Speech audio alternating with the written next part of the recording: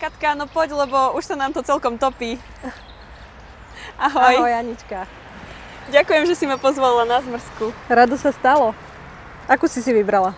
Dala som si jahodovú. Ktorá bola najlepšia zmrzlina v tvojom živote? Najlepšia? Asi tá s investorom v Prahe. S investorom v Prahe.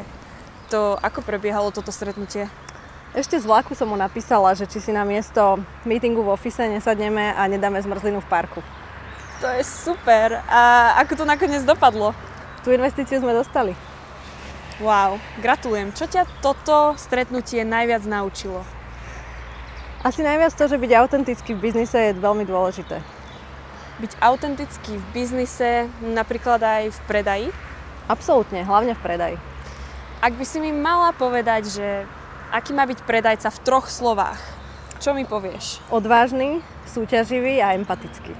A keby mi chceš predať túto zmrzlinu, ako by si na to šla? Tak by som sa ťa pýtala, akú zmrzlinu máš rada? Takú ovocnú. A s kým ju rada ješ? S kamošmi. A kedy? Ako sa pri nej cítiš?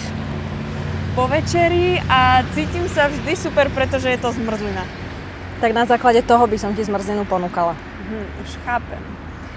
A Katka, na čom tieto dni pracuješ? Pracujem na Close Roky, čo je nástroj, ktorý zlepšuje obchodnícke výsledky.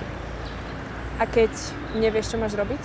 Tak sa poradím v komunite. Ak potrebujem pomoc s marketingom, zavolám kamošom z marketingu. Ak potrebujem právne veci, tak sa opýtam zase niekoho z komunity. To znie ako v biznis komunite. Je to tak, ale kašľať na biznis. Ja som hlavne rada, že som tu s tebou.